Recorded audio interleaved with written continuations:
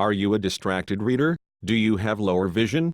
If so, you will want to try out the Enlarged Text tool. It is located on the lower toolbar of the Read Speaker web reader. The icon has a lowercase and capital A with an arrow beneath them. When you click on the Enlarged Text tool, a green dot will appear on the tool. This indicates that the tool is turned on. Highlight some material and then click on Listen. When the reading begins, notice the enlarged font at the bottom of the page.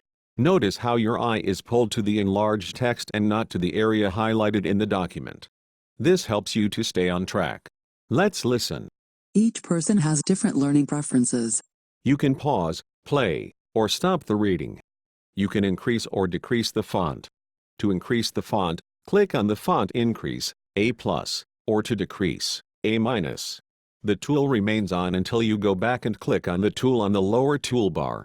Notice the green dot disappears, which means the tool is turned off. Give this tool a try.